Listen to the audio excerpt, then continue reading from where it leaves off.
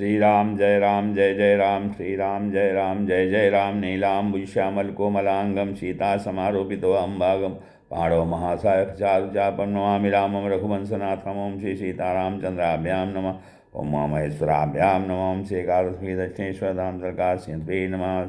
सत्संग के क्रम में आज श्रीमद्भागवत पुराण से पंचम स्कंद की 6ठे अध्याय की कथा, जिसमें ऋषभदेव जी का देह त्याग के विषय में कथन श्रवण हो रहा है। राजा परीक्षित पूछा कि ननूनम भगवात्मा रामाणाम योग समीरिते ज्ञानावभर्जित कर्म बीजानाम ऐश्वर्याणि पुनः क्लेशदानी भवितुमर्हन्ति यदीक्षोपगतानि। तो राजा परीक्षित ने पूछा, भगवान, योग रूप वायु से प्रज्वलित हुई ज्ञान आग से जिनके राग आदि कर्म बीज दग्ध हो गए हैं, उन आत्मा राम मुनियों को दैवश यदि स्वयं ही अनिमाद सिद्धियां प्राप्त हो जाएं तो वे उनके राग द्वेषादि क्लेशों का कारण तो किसी प्रकार हो नहीं सकती। फिर भगवान ऋषभदेव ने उन्हें स्वीकार क्यों नहीं किया? ऋषिवाच, श्री सुखदेव जी ने कहा, सत्यमुक्तम किंतु वा एके न मनसोद्धा विश्रम भन मनवस्थान से सकिरात इव संगच्छन्ते। तो श्री सुखदेव जी ने कहा, तुम्हारा कहना ठीक है परीक्षित, किंतु संसार में जैसे चालाक व्याध अपने पकड़े हुए मृग का विश्वास नहीं करते, उसी प्रकार बुद्धिमान लोग इस चंचल चित्त का भरोसा नहीं करते। ऐसा ही कहा भी है, इस चंचल चित्त से कभी मैत्री नहीं करनी चाहिए। इसमें विश्वास करने से ही मोहिनी रूप में फंसकर महादेव जी का चिरकाल का संचित तब चीड़ हो गया था। जैसे व्यभिचारिणी स्त्री जार पुरुषों का अवकाश देकर उनके द्वारा अपने में विश्वास रखने वाले पद का वध करा देती है, उसी प्रकार जो योगी मन पर विश्वास करते हैं, उनका मन काम और उसके साथी क्रोधादि शत्रुओं को आक्रमण करने का अवसर देकर उन्हें नष्ट भ्रष्ट कर देता है। तो काम, क्रोध, मद, लोभ, मोह और भय आदि शत्रुओं का कर्म बंधन का मूल तो यह मन ही है। इस पर कोई भी बुद्धिमान कैसे विश्वास कर सकता है? इसी से भगवान ऋषभदेव यद्यपि इंद्रादि सभी लोकपालों के भी भूषण स्वरूप थे, तो भी वे जड़ पुरुषों की भांति अवधूतों के से विविध भेष, भाषा और आचरण से अपने ईश्वरीय प्रभाव को छिपाए रहते थे। अंत में उन्होंने योगियों को देह त्याग की विधि सिखाने के लिए अपना शरीर छोड़ना चाहा। वे अपने अंतःकरण में अभेद रूप से स्थित परमात्मा को अभिन्न रूप से देखते हुए वासनाओं की अनुवृत्ति से छूटकर लिंग देह के अभिमान से भी मुक्त होकर उपराम हो गए।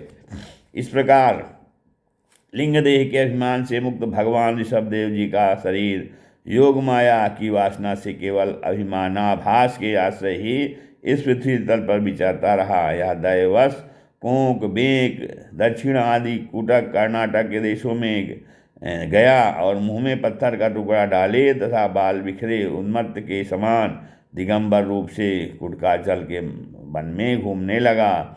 इसी समय झंझावात से झकझोरे हुए बांसों के घर्षण से प्रबल दावाग्नि धधक उठी और उसने सारे वन को अपनी लाल लाल लपटों में लेकर ऋषभदेव जी के सहित भस्म कर दिया।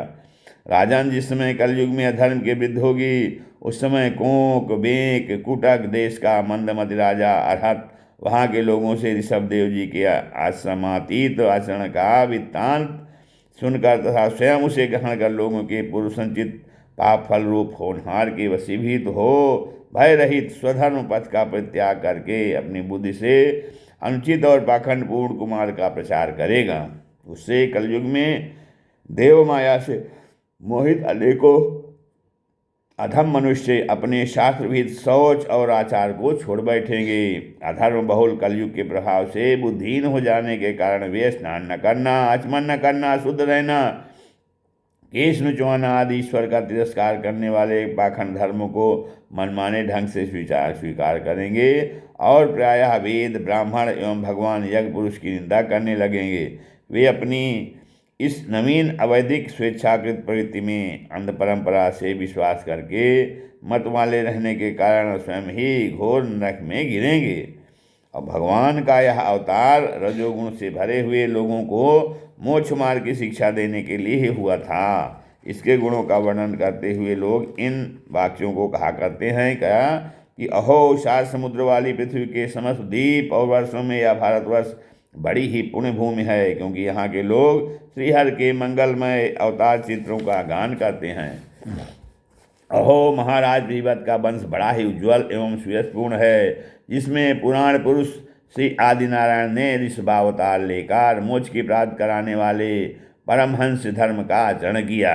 और इन जन्म रहित भगवान ऋषभदेव के मार्ग पर कोई दूसरा योगी मन से भी कैसे चल सकता है, क्योंकि योगी लोग जिन योग सिद्धियों के लिए लालायित होकर निरंतर प्रयत्न करते रहते हैं, उन्हें इन्होंने अपने आप प्राप्त होने पर भी असत समझकर त्याग दिया था।